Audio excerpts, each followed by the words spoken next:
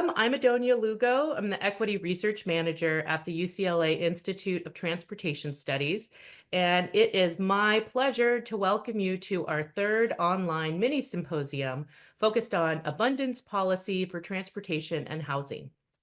I am the MC today because, unfortunately, our program organizer and one of our presenters, Juan Matute, is under the weather. So he'll be joining us later via audio during our Q&A, but I'll go ahead and get us through our program today. Now, before we get started, we'd like to set a few ground rules for today's event. Because we will be recording, you should have gotten that notification that recording's in progress.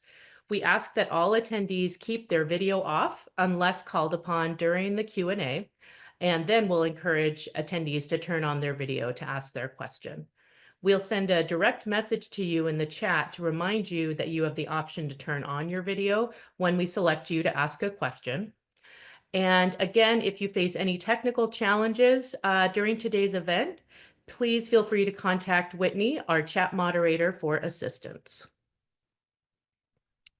We like to start with a land acknowledgement. The University of California, Los Angeles, and our center, the Institute of Transportation Studies, acknowledges the Gabrielino Tongva peoples as the traditional land caretakers of the Los Angeles Basin and the Southern Channel Islands. And as a land grant institution, we pay our respects to our ancestors, elders, and relatives past, present, and emerging.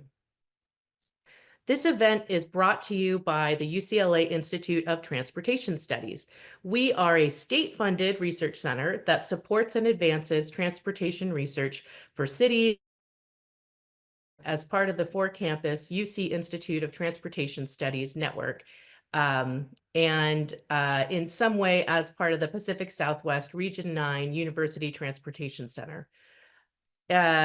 We are also in partnership with the UCLA Lewis Center for Regional Policy Studies, which conducts research on pressing policy and planning issues in the greater Los Angeles region.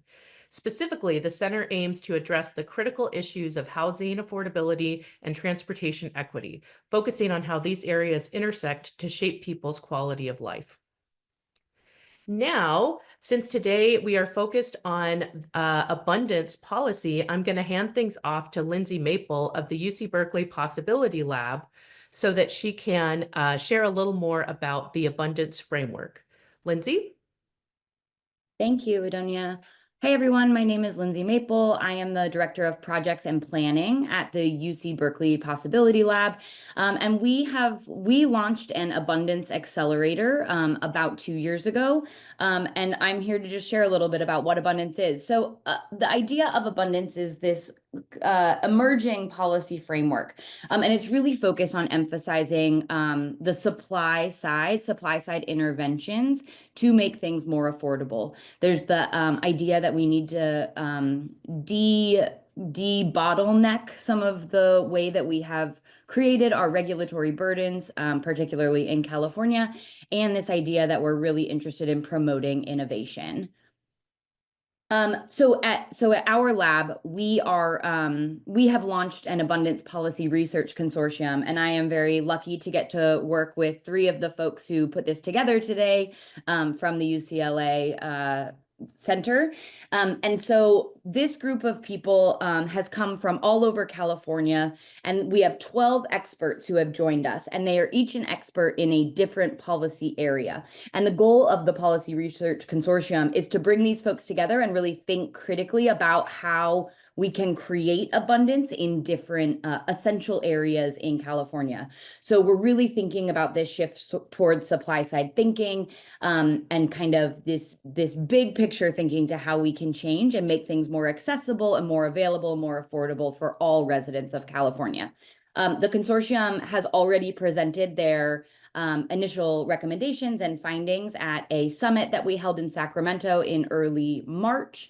And they are currently working to build these research reports. We're calling them position papers, where we think about how abundance, this concept of abundance, really does and does not fit in the area of each of their 12 essentials. And so I'm really excited to hear today from our folks in the housing and transportation sectors. And I'll turn it back to you, Adonia. Thank you for sharing that, Lindsay. I am really excited to hear what we learn about today, because I think a lot of us agree that California is in this funny situation of being, what is it, the fourth largest economy in the world, and yet so many families do struggle to just get by here in this state. So some of you might be wondering, what's an online mini symposium? Well, this is the third time we're doing this experiment. We created this series of online events through the UCLA Institute of Transportation Studies that aims to bring the atmosphere of our annual Lake Arrowhead Symposium down the mountain, as we say, and into virtual space for a wider audience. I know in the chat box, you can follow a link to learn about some of our past online mini symposiums. I got to lead one last June, focused on the 50th anniversary of the Ciclovia event in Bogota, Colombia. And we've had another one focused on labor and transportation issues. So this time around, we're going to have 2 sessions on abundance policy for transportation and housing, followed by Q&A. So be sure to add your questions in the Q&A feature in Zoom, and we'll do our best to answer them in the Q&A portion.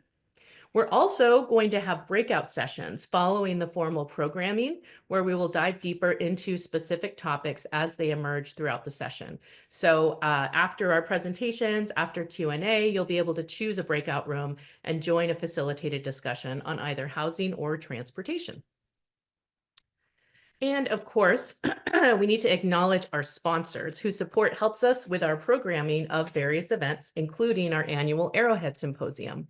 So we've got our sponsors up on the slides here, and we really appreciate their support. So getting into our agenda for today, here's what we have planned. We are in our welcome. We are now going to move into learning about abundance for transportation. Then we'll hear about abundance for housing. Then we'll do our Q&A. We'll close things out with concluding remarks. And then you'll be able to choose which breakout discussion you would like to join. And we're wrapping up at 11:30 Pacific time this morning. So we are going to start with a presentation from the thought leader of this event, Juan Matute, who is the Deputy Director of the UCLA Institute of Transportation Studies and the transportation lead of the Abundance Policy Research Consortium that Lindsay was telling us about.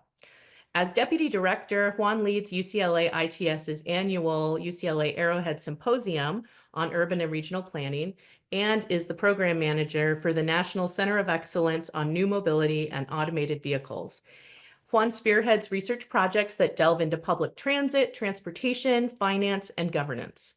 Outside of UCLA, he actively serves on various state, regional, and city committees, contributing his expertise to initiatives such as the Transit Transformation Task Force at the state level and Open Data, Big Data, Smart and Connected SCAG Region Committee.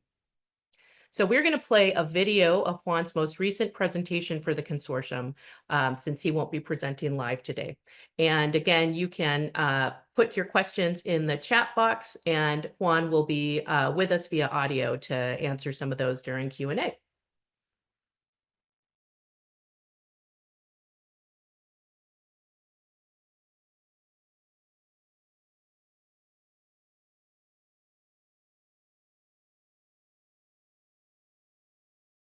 People move to meet their needs, to access food, water, shelter, safety, and other areas of need. Over time, advances in technology have improved mobility of people and goods. The wheel was such an invention. However, over time, societies have sought advances to substitute accessibility for mobility, creating settlements and markets to meet their needs with less personal mobility. This cycle of innovation has led to modern-day urban agglomerations in California, centers of opportunity and economic productivity. These are place-based resource pools and markets that provide access to jobs, education, healthcare, services, and other areas of needs. 90% of California residents live within 6 regions with populations of 900,000 or more: Los Angeles, the Bay Area, San Diego, Sacramento, Fresno, and Bakersfield. People in these areas have become more reliant on the mobility of others to meet their own needs, including those who provide services that meet other people's needs and those who transport goods. However, in California, the emergence of highways and automobiles as technologies led to a reinforcing feedback loop of auto-dependent mobility. Key to this cycle was embedding a financing mechanism within a demand cycle driven by the network effects of accessibility and transportation mode. Motor vehicle fuel tax revenues were adopted in California in 1923 and the U.S. in 1932.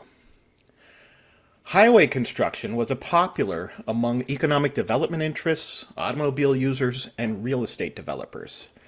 Roadway construction and metropolitan sprawl became a preferred policy solution to address many social and economic problems, driving home ownership and facilitating access to jobs, education, healthcare, social services, government, etc.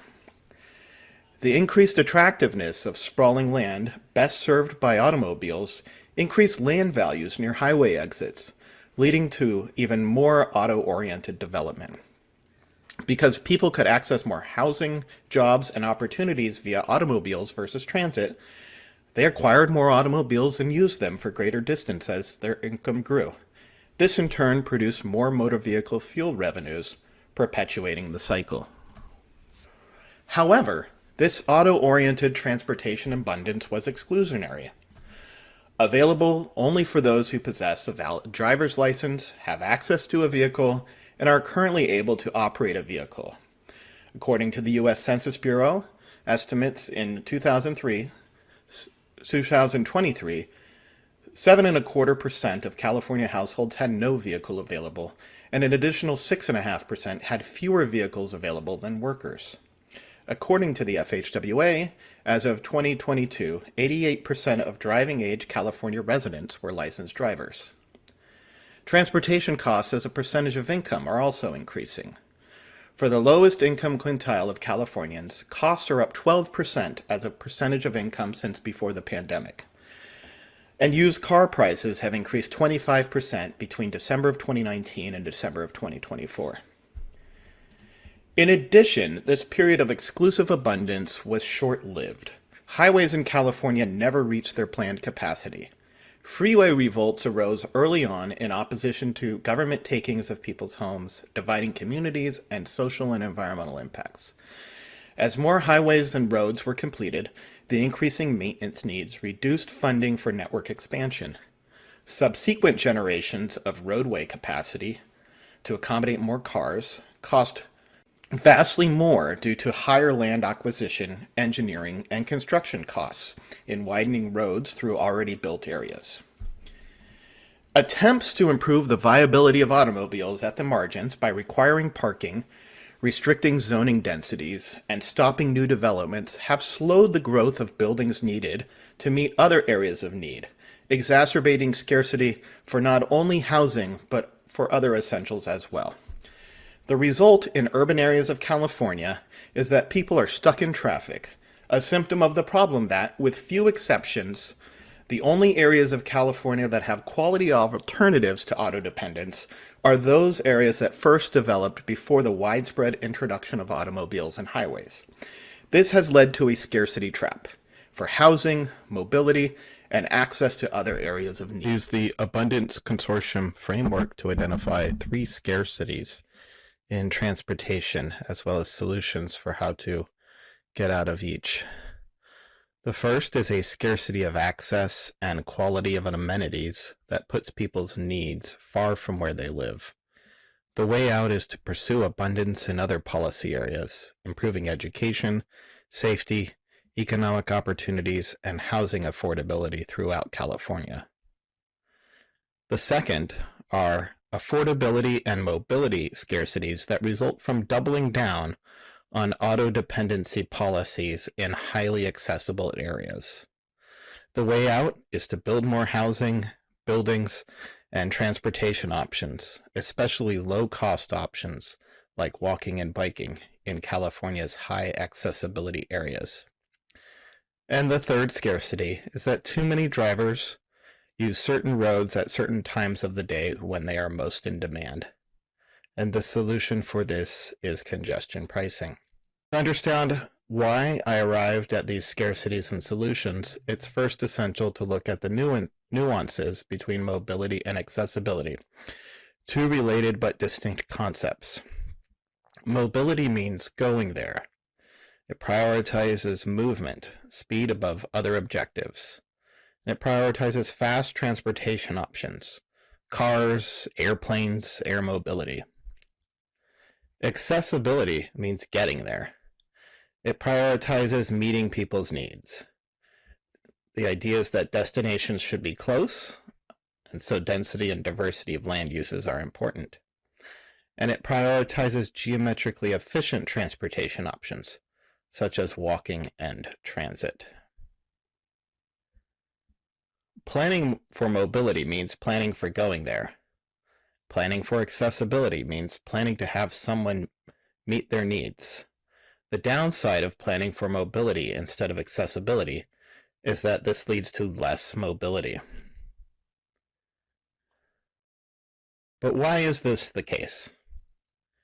Well, because whenever the government addresses a mobility bottleneck by expanding capacity at the bottleneck, they usually do so by adding supply, another lane, or even a new subway below the street, without addressing the accessibility issue that led to the bottleneck to build up in the first place. It's also helpful to consider that people pay for mobility with a combination of money and time. People pay for cars with a combination of a substantial upfront monthly payment and regular maintenance costs.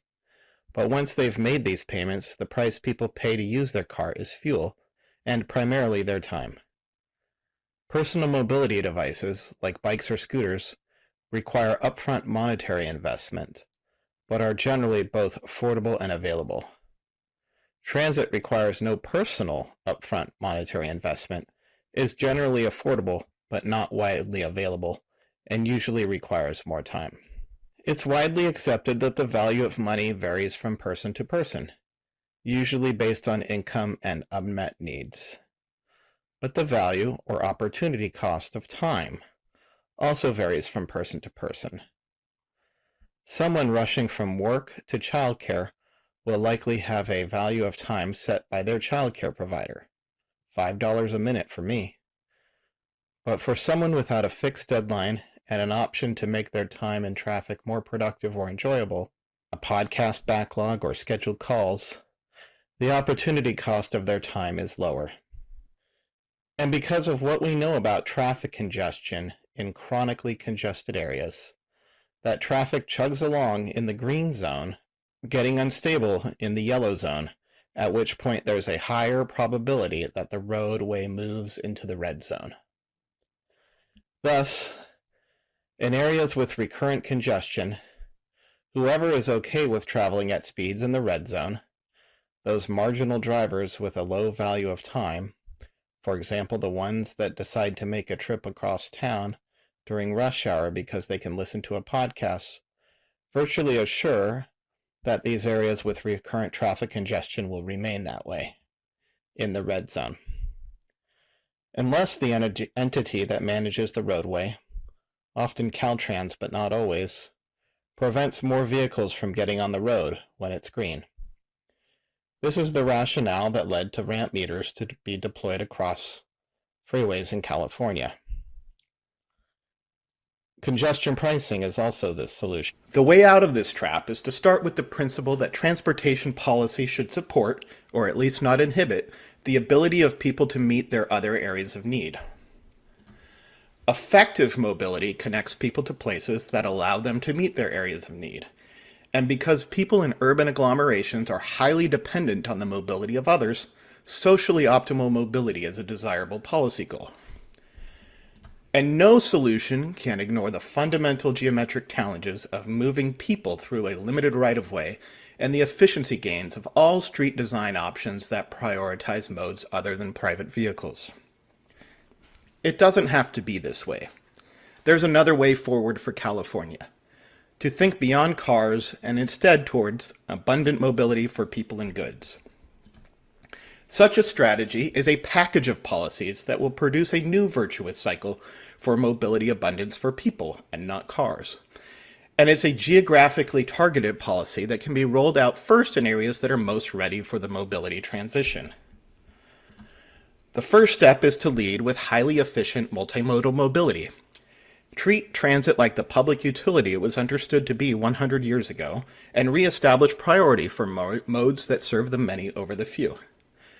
This can be accomplished through transit-first policy with by-right transit lanes and preemption on local streets and roads. Quickly implement complete multimodal networks to create viable mobility options. The current incremental approach with years between projects just produces more delays without accommodating the fact that most people travel along multiple paths through networks, not single corridors. Bring in associated placemaking and urban greening investments made much more cost-effective by repurposing street space after reducing a corridor's auto dependence, and the resulting increase in accessibility will increase land values and development near transit, providing an opportunity for value capture financing. As we saw with the cycle of auto dependence, embedding a financing mechanism within the cycle is essential to perpetuating it. Successful examples in these initial focus areas will drive demand to expand mobility abundance areas to new geographies, continuing the cycle. Recent legislation streamlined CEQA for transportation projects that would support mobility abundance, but falls short of the regulatory relief and development incentives that have preempted local control over housing. Early housing legislation relied on CEQA streamlining, but recognizing that local political processes hindered development approvals for much-needed housing, later bills preempted local control over housing, particularly for affordable housing and housing near transit. Because transit priority and safe multimodal infrastructure are most needed in areas that experience recurrent traffic congestion, these modes need a similar preemption of local control in order to implement a mobility abundance agenda. The creation of a value capture finance strategy embeds a funding mechanism that supports this virtuous cycle.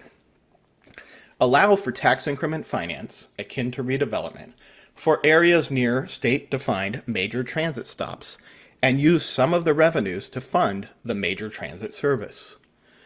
Congestion pricing converts roads, which now operate as a tragedy of the commons, into a more reliable form of public service provision, a public utility. And by treating roads as a public service that is rival and excludable, like water, electricity, gas, and other utilities, congestion pricing creates value by converting untradable lost time to tradable monetary value that the government can then redistribute. The introduction of congestion pricing in mobility abundance areas can create funding for the mobility transition, urban greening, and even for affordable housing to improve access to these areas for lower-income Californians. Furthermore, increases in operating efficiencies and reductions in congestion and traffic volumes brought about by congestion pricing can enable further road space reallocations. Mobility abundance is a geographically targeted policy that will need to start in some limited locations. MPOs and Go Lucy can identify areas near major transit stops, high-quality transit corridors, and areas with jobs and housing density.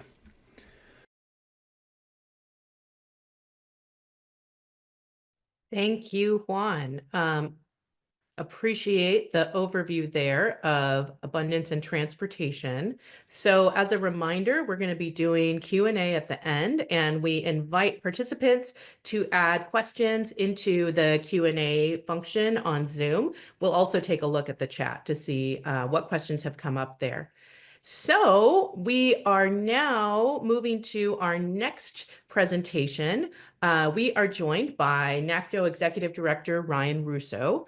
Thank you for joining us, Ryan. As the Executive Director of NACTO, the National Association of City Transportation Officials, Ryan supports the organization in curating best practices, connecting members, and advocating for cities to make bold, innovative, and people-first changes in urban transportation. He has 25 years of experience in transportation and city planning, executing some of the most transformative transportation changes in North America, including the US's first on-street parking protected bike lanes and pedestrianizing Times Square. He served as the first director of the Oakland Department of Transportation in its inaugural 5 years of operation, and previously led the New York City Department of Transportation. Thank you for joining us, Ryan, and I'll hand you the virtual mic. Thank you, Adonia, and I want to thank you all for inviting me and NACO to participate in this important and timely discussion. Really excited to be the respondent here. I think this is a really important conversation and framing to be having. And I do think there's, even I saw in the chat sort of questioning whether this is the right kind of frame to be putting some of these policy discussions in. It is my opinion that it is quite useful, the scarcity versus abundance framing, in particular from a project delivery perspective. As mentioned, I've spent 20 years in local government trying to make positive change in communities, because we all know the status quo is not sustainable, it's not safe, it's not equitable. And the challenges, I think a lot of folks in the policy sphere, until you get inside government, you don't necessarily recognize how challenging it is to deliver for a number of reasons.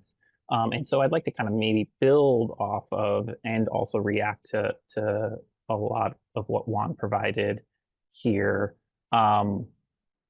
First, just one thing, I would consider going in reverse order around housing and transportation, and almost would have put transportation second in this event, because even though I'm a transportation professional, I'm a city planner by background, transportation is simply a means to an end, and Juan does get to this. Ultimately, housing is the bigger ticket item in a family's budget. Housing is the thing we ultimately have a crisis that really started in California and is now nationwide. And housing is really the frame with which I think that the scarcity abundance frame gets the most traction. And I think from a policy perspective, where we've put the most limit on meeting people's needs. And this transportation framework, I think a lot of what Juan proposes is really, from my perspective, provides the ability of California to provide the housing that's clearly needed. We're not providing the housing in part basically because we've made it so that every adult over the age of 18 needs a car to meet their needs, and that doesn't work. And I think subliminally the body politic recognizes that, so the limits have been instituted, the process problems have been instituted to slow and limit the production of housing, whether that's on the urban fringe or inside cities. And that's because people say, well, what about the traffic and what about the parking? And so transportation needs to serve us solving this housing crisis. And I think that's kind of my first big point. Congestion pricing, I'm here in Midtown Manhattan looking down at a relatively free-flowing Park Avenue. Thanks to the congestion pricing that's been implemented in New York City, it is a fantastic way to manage limited rights of way and to create a positive cycle in transportation investment. Just a reminder that we basically let the market and the private market set the prices for housing, but in terms of the prices of the management of the public right of way, government sets the prices. And government is not good at setting prices because it wants to make the people happy, so it tries its best to keep prices low. So we've kept gas taxes low, we've kept the price of the right of way basically at zero, and that's led to this tragedy of the commons and inefficiency. It would be probably a better outcome if we did the reverse, if we had high prices for scarce transportation and lower prices and more public investment on the housing side. To that end, one of my responses to the value capture idea, which is fantastic, is that it's just always going to be extremely hard to do with the pressure to channelize all the value into affordability and other public goods. And sort of until we do some of the things that might be talked about in the second half of this, in terms of really unleash supply development on the housing side, that might be a barrier to developing the value capture system, although I definitely support it. The last sort of area I'd like to sort of talk about that to sort of build on is just talking about how people might not recognize how hard it's become for cities and government to deliver. And I think a lot about this frame and a lot about what we can work on is, Juan had said, proposed, let's build a multimodal network very quickly. That's what the NACDO cities are doing. That's what I try to do in the cities that I serve. And that is very, very hard to do. And so I think this frame is an opportunity for us to pick at that. Can UCLA, can the Policy Center, how do we improve the capacity of government to deliver? Do people realize it's Public Service Recognition Week this week? Are we hashtagging and thanking public servants for the work that they do? We are in this moment where public service is being attacked as a concept, and we need to be doing the opposite. We need to have a belief in deliverism, and that deliverism comes with the capacity. Government needs to hire talented people and to clear the path for them to deliver positive change. We've got a lot of processes that we've put in. We started building bike lanes in New York City. The city council added boxes to check around process and community engagement. And often we create all those boxes to check around community engagement, and then we also say, don't just check the boxes, you need to do more meaningful community engagement. And yes, we need to do that, but is that another box that we're adding to check? So we need to have conversations about that. Cities are really at the bottom of the food chain, if you will, on capacity. City capacity has been limited, city resources have been limited versus state and federal capacity. The rules we put in place, Proposition 209, which eliminated any race or demographic-based preferences in contracting, have been replaced by local business enterprise restrictions. So in a small city like Oakland, we're trying to deliver improvements for the public, but we have to have a local business that builds those improvements. Can we examine those and say, are those really serving the goals that the policymakers wanted? The civil service rules that make it hard to develop and potentially hard to recruit and retain a diverse, representative, and talented workforce. Can we examine those to give local government the capacity to deliver so that we can have the abundant housing and transportation that we envision? So again, thank you for giving me the opportunity to respond, and I look forward to the discussion.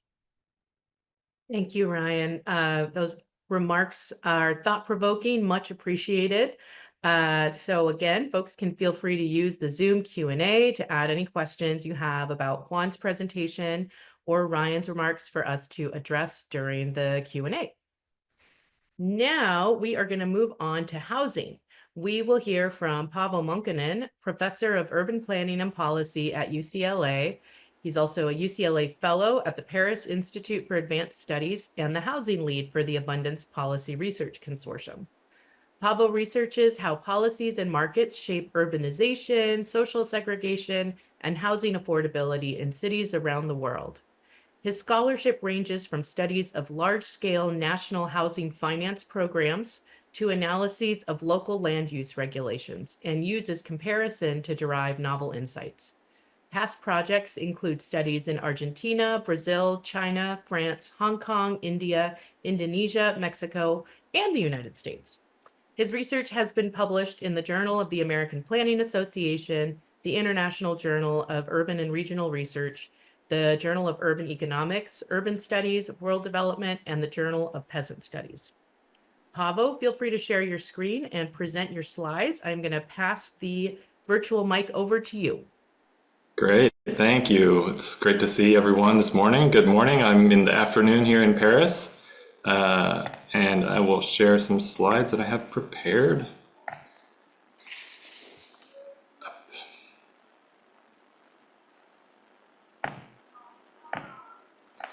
I will just make them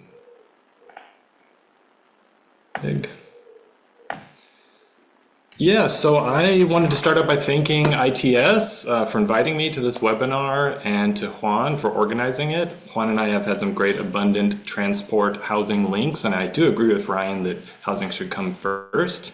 I want to thank the UC Possibilities Lab for welcoming me as part of their Abundance Consortium, and to the Paris Institute of Advanced Studies, where I am this year as a fellow, for hosting me while I study social housing in France and local politics of housing development and densification, street space reallocation, all of the things that I wish we could do in California like we do in France. I'm trying to figure out what I can learn here that I can bring back home when I return this summer. And also to all of you, thank you for joining us and your attention this morning. I've prepared some slides with my thoughts on how California might get to abundance.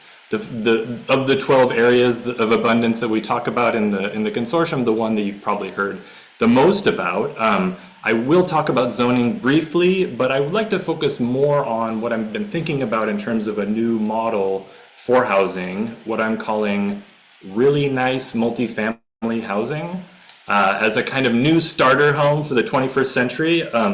I think there are, as we start on our path towards zoning reform in California, we're learning that there are many more challenges to achieving this kind of abundance model in the US because of our long history of doing the same thing, 100 years of building car-oriented single-family cities.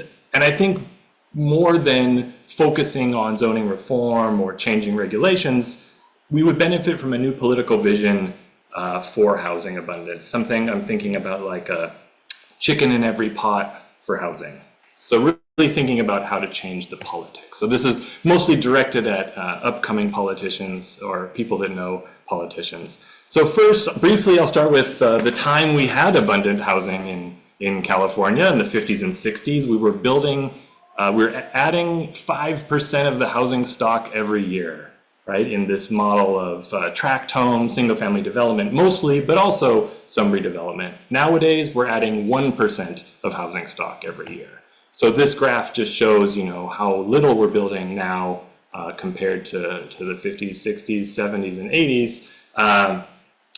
Even now, we're nearly at the level we were during World War II. Just to show you that it can be different, I have the same graphs for two metropolitan areas in France. This is the metropolitan area of Lyon. They have obviously many more housing units built in the 19th century and the 18th century, but you can see that in their most recent decades, they've actually increased housing production. So they're not suffering from the same level of stagnation that we are. Similarly in Paris, they're building housing at a higher rate in the last decade than they were in the 90s or 2000s. So what's causing the scarcity? I said I would talk about zoning, don't worry. Zoning is one big reason that we're not able to build enough housing to satisfy people's needs. So as you probably heard, something like 80%, 75% of our major metropolitan areas in California are zoned exclusively for single-family zoning. And it's not just the zoning, because we have some empty zoning space in California. The problem is zoning capacity in high demand areas, right? So we have land zoned if it's not built out yet. It could be zoned at low density and built out and add new housing units. But the problem is in most of the places that people really want to live, near the coasts, near the jobs, near the beach, we don't have capacity. And these maps are from some products, the Lewis Center.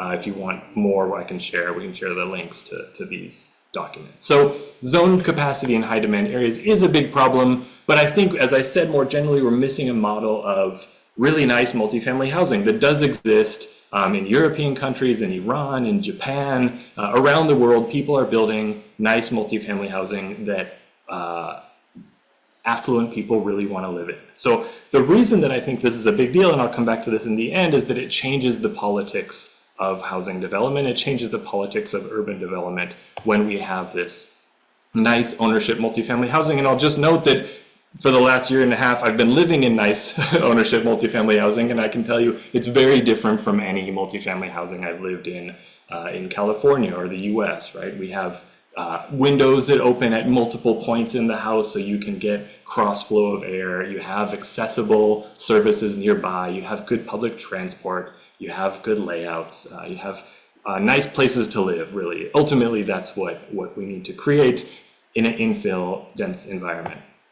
So in addition to the politics that I'll return to, I'll talk about a few other things beyond zoning that is preventing California from achieving housing abundance in this form. If you're really in the weeds, you might have already heard about the building code rules on egress. You thought zoning was wonky, but stairway requirements are also extremely important. It turns out this is something that's come up in the last few years as the zoning reform has gone underway. So these two floor plans illustrate on the top what's called point access blocks or single stairway buildings, where you have one stairway for a bunch of units. And what that does is it allows you to have a floor plan where you have windows on multiple sides of the building and you get this cross flow. You also lose less space overall in the building to hallway. You see on the lower graph or lower image what you might have lived in or currently live in California. What I've used to live in is the dark hallway hotel style multifamily units that are just less pleasant places to live, especially if the hallways are scary. We also have another set of rules from different departments, kind of our amalgamation of regulatory structures on multifamily development that require electrical boxes in front of buildings to make them easier to access for DWP, require certain kinds of parking entrances. And what these do is they just make multifamily housing less nice places to live, right? And I think that's at the core of it, because once you generate this high quality multifamily, then you're going to get more affluent people wanting to live in it, and you're going to generate a political environment that makes it more feasible to happen. So there are a couple less photogenic things that make it hard to build nice multifamily housing. A big one, maybe the biggest one actually, is the money, right? So we have issues around condo defect liability that I can talk about in the Q&A if you want. But we have another model for multifamily ownership in much of the world that's a co-op model, where you own not your individual unit, but you own a share in the whole building. And the problem with that for California and much of the US is that we don't have a mortgage product that allows people to buy. We don't have an easy mortgage product or a cheap mortgage product that allows people to buy into multifamily buildings of this kind of ownership structure. And ultimately generating the production, we need people to be able to buy this, but we've oriented all of our housing finance in general for ownership housing towards single family housing. There are other issues around construction finance. There are ways that we could remove regulations or add supports and add subsidies to make construction finance easier for developers building infill multifamily housing. And additionally, we could reorient some of the fiscal incentives for cities to encourage them to allow much more multifamily housing. So there are many different roadblocks, but also ways that government could encourage the production of this type of housing. In addition to the building level issues, there is also the entire way we approach city planning and have for 100+ years in the United States, which is this idea of protecting residential areas, which are single family low density areas, from the rest of the city. So we orient all of our noxious uses towards higher density multifamily areas. We put these big boulevards with polluting cars and no trees in front of the multifamily buildings, and we really encourage the amenities. And if we can share some of our work on fair housing mapping that we've done recently at the Lewis Center to show just how prevalent this is in all cities in the state, right? So this is the really big challenge, I think, is reorienting this entire cruise ship, this entire Panamax trapped in the Suez Canal of our planning infrastructure. So it's not unsurprising that in the 10 years of efforts at the state level in California, we haven't been able to reorient this whole system, but I think it's going to take more than a focus on piecemeal reform. I think we would really benefit from a big political vision around chicken in every pot. So I do want to acknowledge the big changes we have been making, right? So that's in Portland, but we have ADUs. We ended single family zoning in California, which was a big deal, right? This was this very important first step on this path. But as we've seen these big changes, perhaps psychologically to end single family zoning, have resulted in a lot of ADU production, but they're not transforming the cities. They're not leading to a level of housing production that we would need to satisfy the demands of people that want to live in California.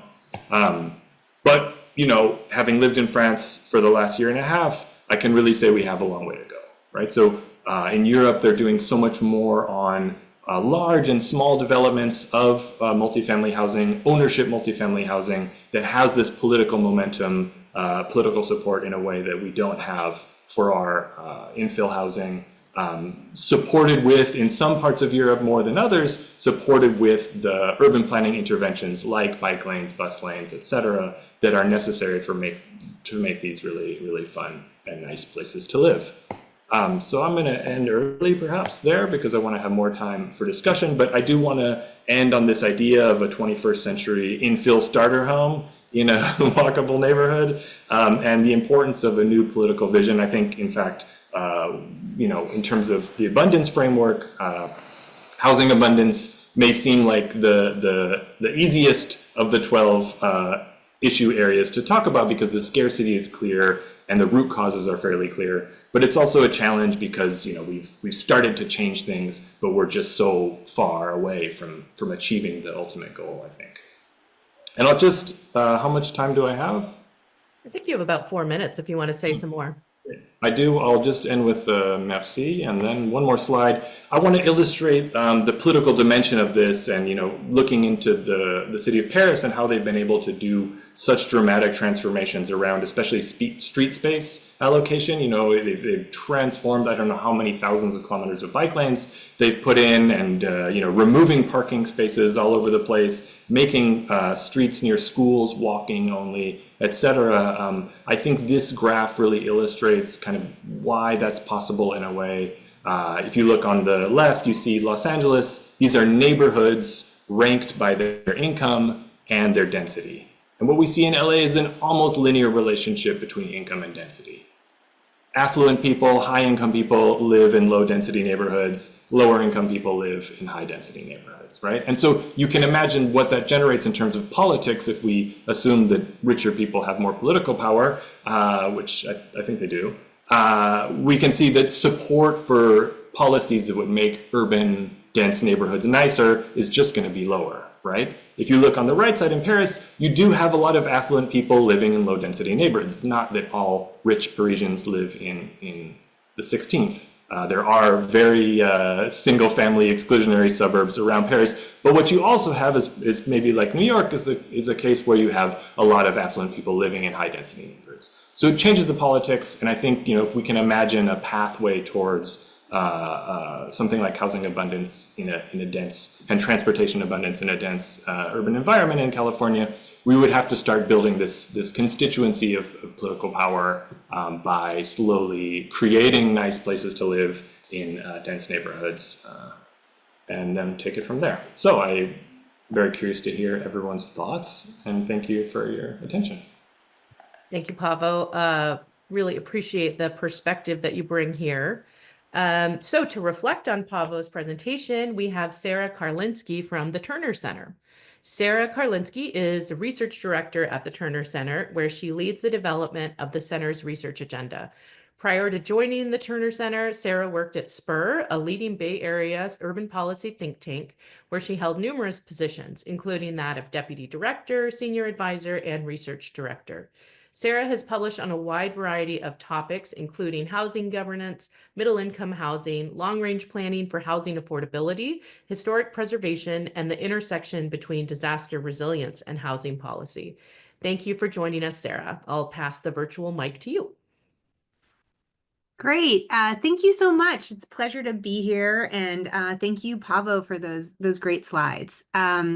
So I'm going to start off just by talking about problem definition. So I very much agree with Paavo's definition of the problem as it relates to housing. We just simply have not built enough housing for everyone who wants to live in California, particularly in infill locations and particularly in some of the high cost metro areas. The thing I just wanted to add to his comments is a piece on sort of governance and kind of the political angle. So in my work at Spur, we worked largely in cities, and so I had a chance to see kind of the way that local governments function up close. And many of you in this call probably know, but California has a very strong tradition of home rule, whereby each individual city gets to make decisions about what gets zoned within its boundaries. And so every decision about zoning and land use is really subject to the kind of internal politics of the particular city in which those decisions are being made. And often it's really to prioritize the needs of the existing residents who may not want more housing, as opposed to future neighbors who may be wanting to come in the future. And so when you add up all of those decisions kind of over and over and over and over again, basically what you get is a tragedy of the commons, whereby each city is basically deciding not to add more housing, and therefore you end up with these very significant regional housing shortages. This dynamic has changed in recent years, in part because of the CASA Compact, which is a project that came out of the Metropolitan Transportation Commission, organized around getting market rate developers, affordable housing developers, and renters all to kind of agree on a vision for the region. And then that was taken up to the state and codified in legislation. And so basically since around 2017 or so, we've seen more and more changes being enacted at the state level of government to deal with these localized problems. So I don't offer further solutions, but I just wanted to add that kind of to the problem definition.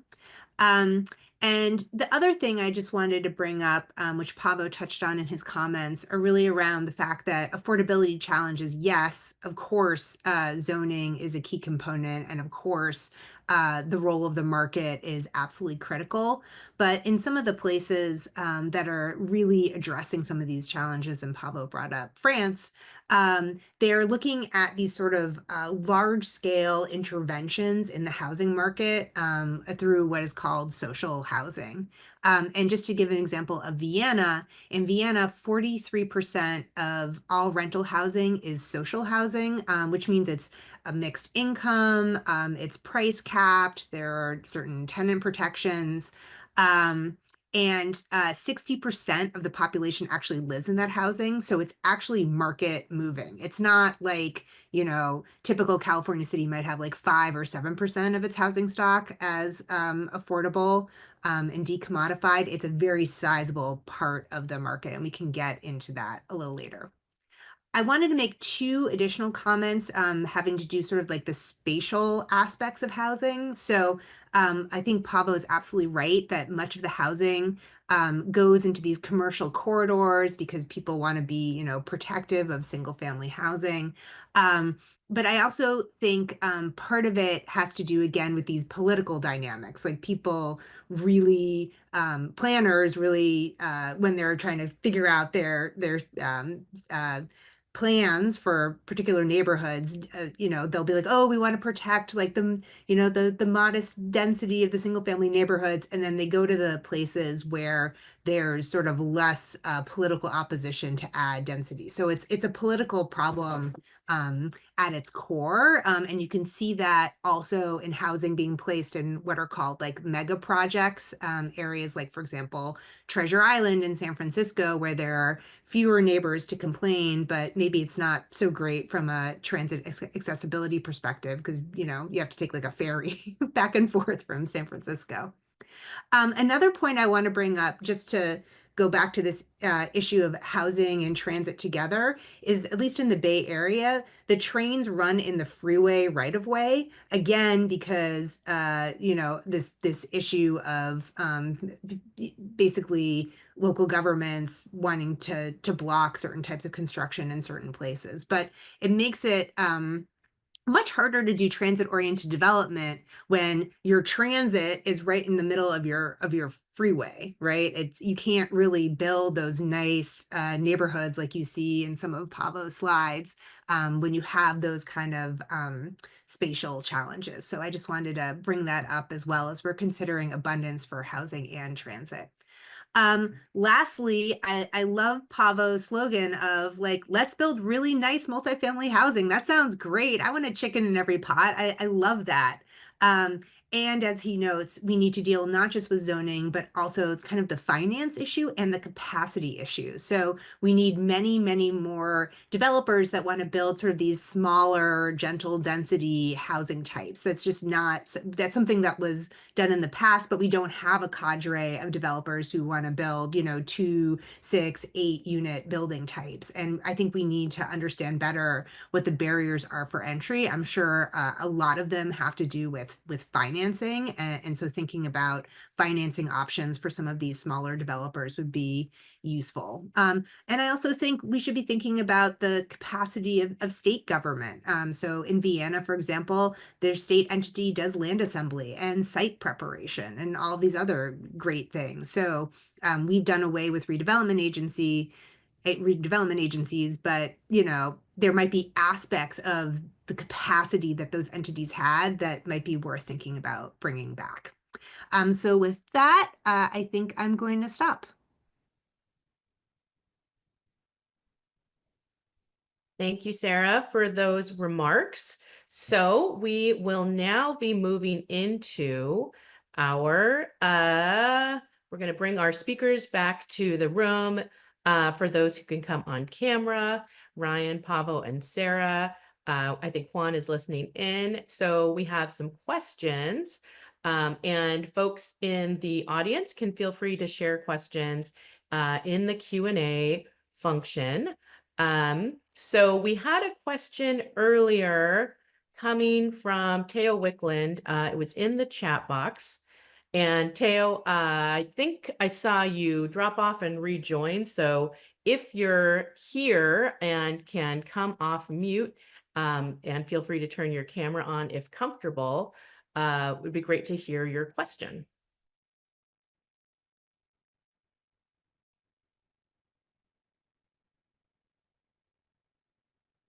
Hi. I'm sorry, I got echo. Great, we can hear you. Thank you. Can you hear me? Yes. Good. So I actually in the chat was responding to one of the other people who had commented that they didn't like the way that we were using somebody else's policy framework and applying it to transportation and housing, and that it felt like a lot of buzzwords. And my comment was just that I felt like the abundance framework is actually kind of sounds very powerful, and it sounds like something that could have a meaning that evolves over time. And I also was thinking that the abundance framework could be something that is similar to how we think of like sustainability or equity or even like efficiency or safety now as these keywords that we don't even really think twice about or think are strange. And so I guess if you want me to turn that into a question, it would be, what do our speakers think about using the abundance framework within transportation and housing in relation to these other policy areas? And how do you imagine the abundance framework or abundance as like a concept possibly evolving over time? Thank you, Teo. This is Juan. I appreciate your question, perspective, and attendance. I think the idea of what is an abundance policy agenda is going to be defined socially, as many political agendas are over time. And so a few of us with the Abundance Research Consortium are working on doing that, but I think these are our offerings of what it may mean. I don't know if anybody has a trademark on an abundance agenda yet. I know Ezra Klein and Derek Thompson have written a book with that title. I was able to speak during a Q&A session at a book talk with Ezra Klein last month, and talking about an abundance agenda for transportation in Los Angeles. And we both agreed that it likely involved bus lanes and congestion pricing. And he made it seem like that was going to be harder than some of the other things he wrote about in his book. So I do think it's going to evolve over time what it is and how it's defined. I'll just respond briefly. Hi, Teo. It's so great to see you.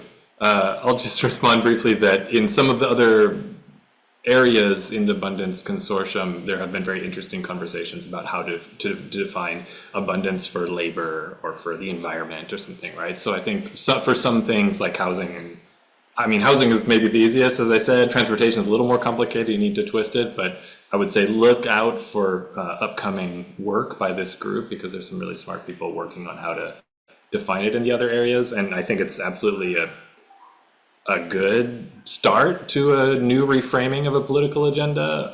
You know, I think that as a goal, it sounds like something that would be appealing broadly, right? Improving people's lives seems like a good way to run a country or city or state.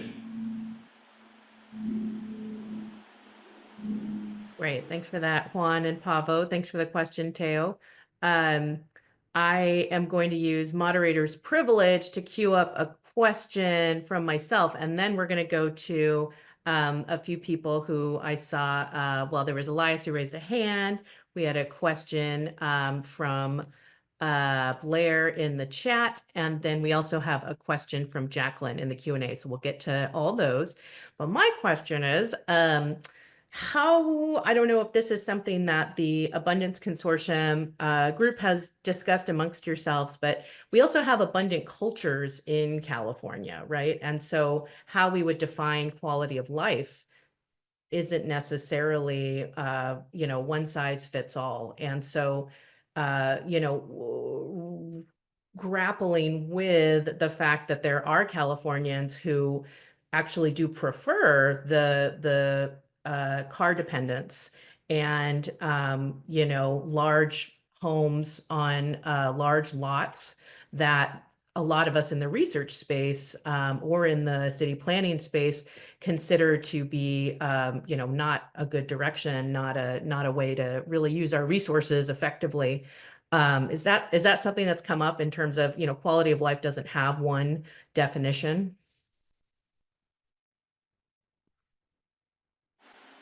Yeah, should we do social engineering, do you think?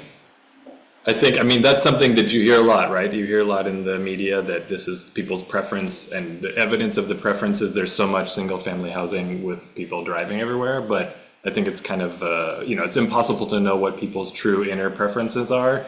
The choices we've given them in the US around, you want to live on a polluted, noisy arterial where you have no green space, and you're a renter forever, or do you want to, if you want to own something, we've built this homeownership culture, we have a limited pension system. I mean, we've just directed so much benefit to living in single family housing that it's impossible to know whether that's actually people's preferences, the building typology or the neighborhood typology, when there's so much subsidy, implicit subsidy for single family living in the US. I think that giving abundant choices may be another way to think about it. And I think, at least we don't have the choice right now to live in a nice multifamily homeownership. I mean, they're very limited in a walkable neighborhood. And I think, creating those choices, and we'll still have, as we always talk about with the end single family zoning conversation,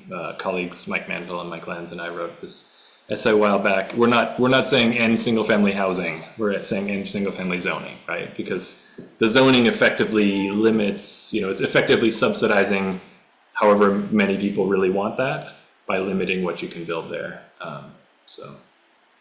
I just would jump in to add, like, I totally agree with what Paavo was saying about we've given not great choices. So amongst the choices that are available in the US, you could understand why people might prefer single family homes. I guess, you know, there are other aspects of those choices too that could be elevated or made clearer. You know, the sum total of all of these land use decisions means that people's kids and grandkids can't live near them. They can't buy into the same neighborhoods in which they live. And so I think if you start positing, hey, do you want housing where your kids can live nearby? Do you want housing where you can age in place? Do you want housing where you can get places you want to be without getting in your car and driving 45 minutes? I think there are ways of kind of exploring the outcomes of these choices and making them more explicit to people. And then you might get different answers if you ask different types of questions. Great. Appreciate those responses.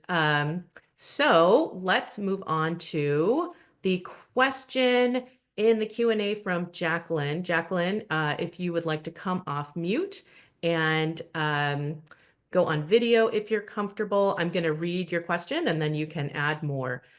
So Jacqueline said, I've seen a lot of so-called housing in SoCal that focuses on the trendy finishes rather than quality of life. How do we incentivize less visible housing features that actually contribute to higher quality multifamily housing living long-term, like soundproofing and natural light? So this is so-called luxury housing. So luxury housing that focuses on the trendy finishes rather than more quality features in terms of, you know, the construction aspects that are more good to live with. Yeah, so I am one of those people who I've been renting for the better part of my adult life. I did own a home for a short stint, but then moved from Sacramento to Los Angeles where that wasn't a viable option. The most of the housing that I've lived in has been, I have sought out those smaller complexes because there was more natural light, because there was less noise, because they tend to be a little bit off of those big, busy streets. But the complexes, most of the new construction that I see are next to freeways, and like some of those have soundproofing windows and those sorts of things, but these big complexes, they call themselves luxury, but it's all the things that are visible, and people are like, oh, nice countertops, nice appliances, sure, and they're paying a premium for it, but then when they actually move in, it's not a very satisfactory experience. And so, you know, I think that not having a bunch of street noise or noise from your neighbors is something that, you know, most people should have. Natural light is something most people should have. It shouldn't be a luxury, but even in the luxury homes, that's not what you're seeing a lot of times, unless you're talking very, very high end. But so I'm just kind of curious, how do we incentivize construction that improves people's quality of life, whether it's luxury or not? I mean, I guess I can offer some thoughts. I think it's, yeah, as I mentioned, it's a really, really important question. And I think it's, you know, in the last couple of years, an emerging area where people are focusing on building codes in a way they've never thought about them. And I have a student working on this right now, looking at kind of how do we create building codes and who makes those decisions, and is there any cost benefit analysis done or any analysis of kind of how it affects quality of life of residents, and there isn't, and it's you know, it's an area that really needs work. I think partly the lack of attention, you know, the way in general we try to get this stuff in the US is through competition, right? So in theory, the developers are going to be competing to build really nice places, and so some of it's probably regulatory, where they have to do certain things because of rules, but also if there isn't competition from even nicer, higher quality multifamily to live in, you know, and I don't know how that works. I think the government can play a role in pushing innovation in these areas. And I think Sarah mentioned the social housing sector. I think that, in countries where there is a big social housing sector, there's more attention to building materials. There's like an industry around this that's unified in a way that the real estate development industry, I don't think, is in the US, right? So there are conferences where you're talking about building typologies and floor plans and all these things in a way that I don't think competitive real estate developers in the US are sharing information in the same way. But I think it's a big gap actually in the research as far as I know. So I don't have a better answer than that. Thank you. So we are going to hop over to the chat now. Colin had a question. So Colin, you can feel free to go off mute, join via video if you'd like. And there you are. Hello. So if you'd like to restate your question, go ahead. Sure, thanks. Yeah, thanks for doing this. This is great. It's an exciting topic, and I'm an urban planner, so it's fun when something that's kind of in the political mainstream is now also impacting my profession. And so the question I have, I guess, is how do we take this from the academic world, from the world of journalism, and into practice?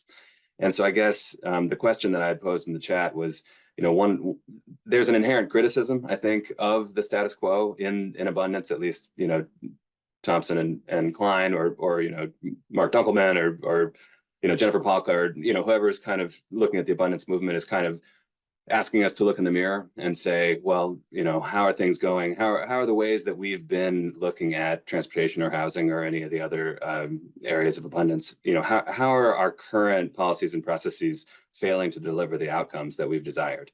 And so, I've heard a lot of really fantastic, from all the presenters today, a lot of fantastic, here's what we can do. And I guess what I want to know is how much of this is something that we can do that is different than what we are already doing. How much of it is a recognition that some of the current approaches are not working, and here's what we should do instead. Thanks, Colin. This is Juan. Appreciate your perspective and question.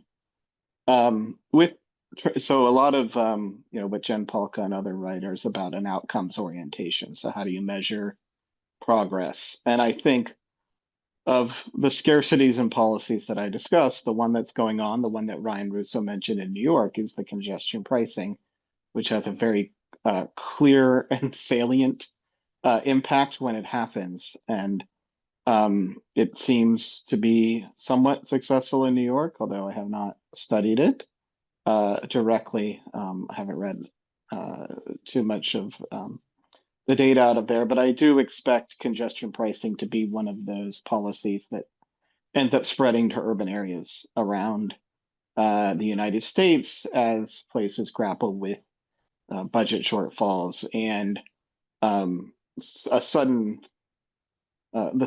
understanding of the public that congestion is a policy choice and that there are policies that can be put into place that would reduce congestion.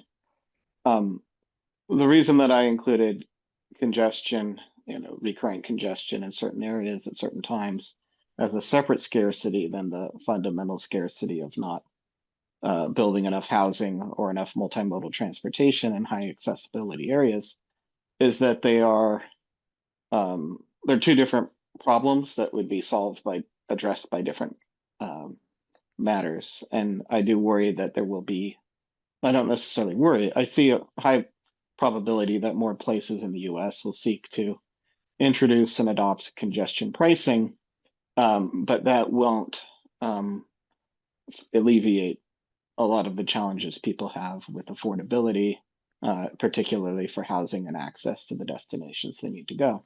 And in some cases, based on how we've built our cities and regions, and over the past 60 plus years of reinforcing auto dependence and single family zoning, it would even exacerbate those affordabilities. And so, yeah, I do see some momentum for that moving out of the the research papers, and it's been in research papers since the 50s. Congestion pricing has, and into the streets. But as far as coordinating transportation and housing, I think that's going to be a longer period of introduction from academia into the streets. Though some places are already doing it, it's just not being done probably at the scale that it would be needed. Right. Now I'm gonna pass to Ryan and then Sarah, and I think this will actually be our closeout question. We've got some more good questions in the Q&A, and I'll do that frustrating thing where I just read them because unfortunately we don't have time. But I would love if our speakers could put their contact info in the chat. I think Whitney or Phoebe can also help out with that so that folks can reach out and follow up if they have further questions. So Ryan, Sarah, go for it. Yeah, I think Colin's question was sort of getting towards this, and I want to sort of like put out for us as a urban planning community, like some tough conversations and questions that I think the abundance framework raises for us to confront. It's not just, it kind of asks us to say, is there a new era that we need to head into, where there was the era of eminent domain and freeway building and mistakes made in how we did that and how it was done inequitably and inappropriately. And the reaction, the pendulum swing, was to create processes and systems to really handcuff government from delivering. And so we're sort of stuck in this status quo because we can't get enough done to solve our problems. And the question is, do we want to unshackle government to do all of these things that we have been talking about for a long time? Because the shackles are there.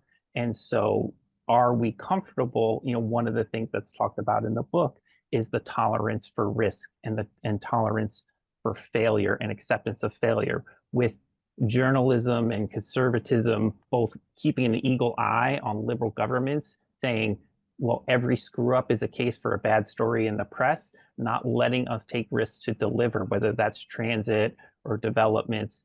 Are we so I think there's like a bigger conversation that you know, what are the things that we've decided to do around community engagement and process and environmental review that we might want to stop doing? So it's not just about what should we do, but can we have a hard conversation of what we need to stop doing? And I think that's harder for us to let go of.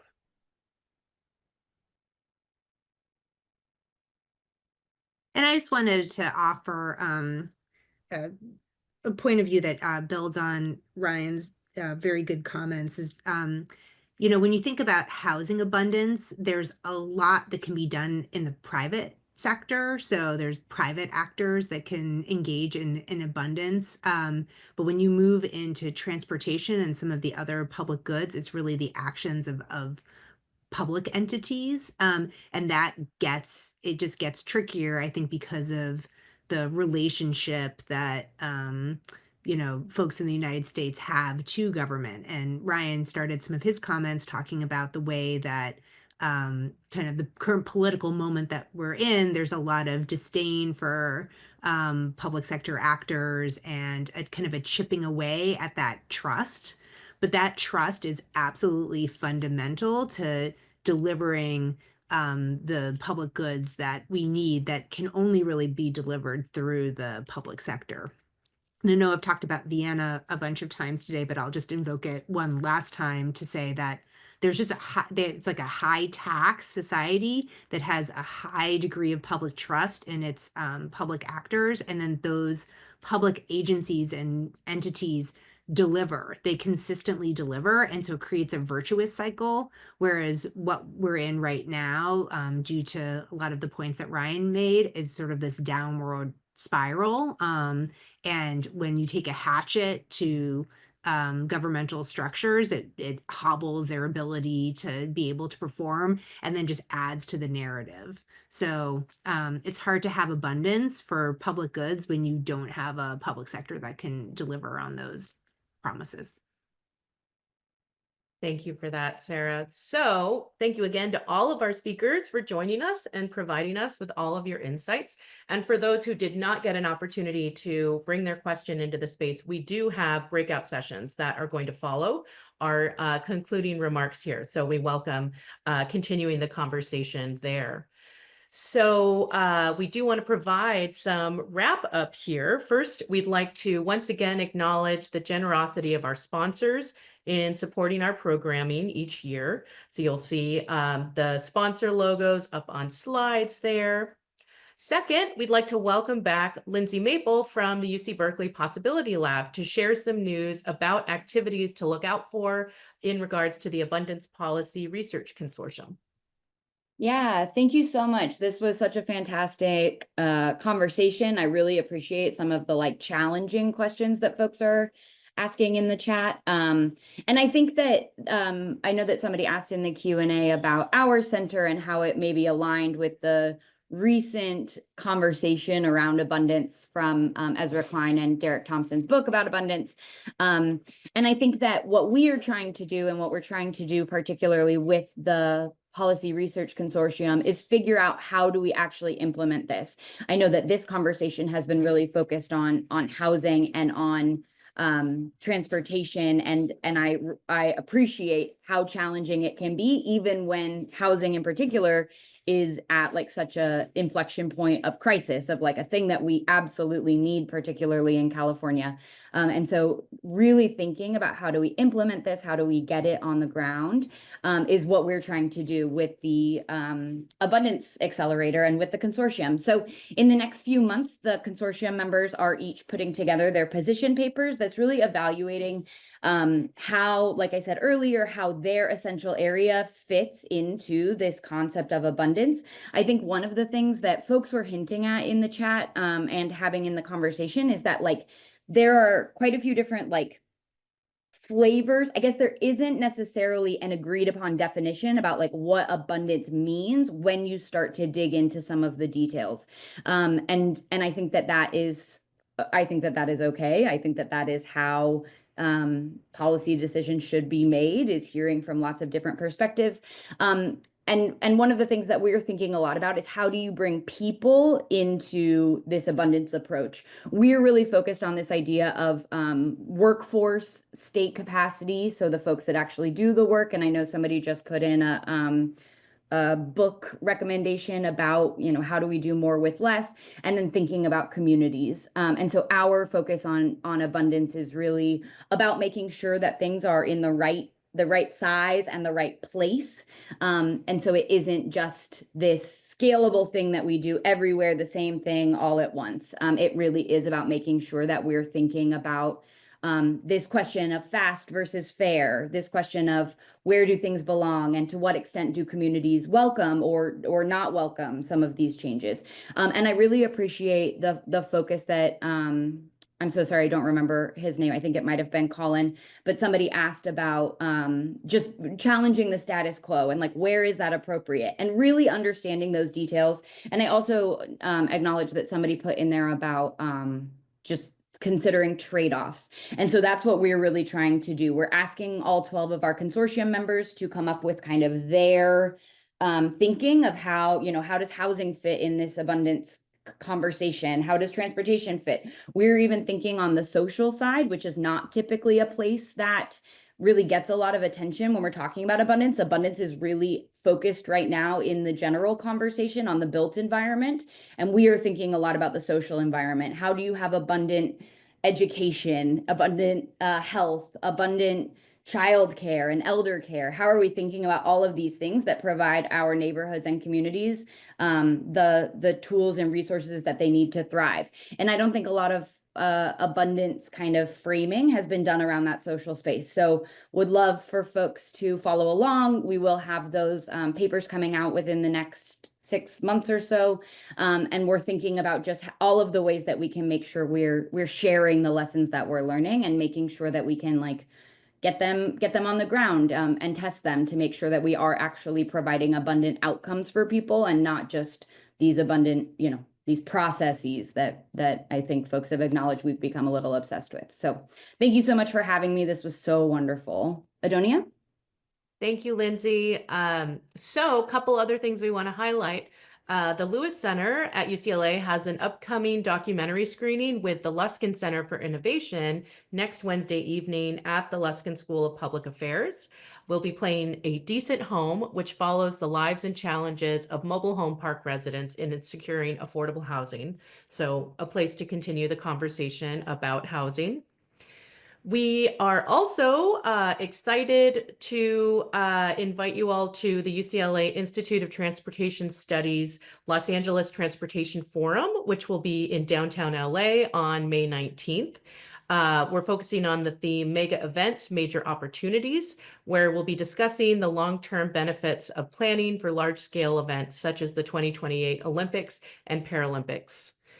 We also have an upcoming book talk on Henry Graybar's Paved Paradise that will take place in late May. You can get more information if you go to follow the QR code on the slide.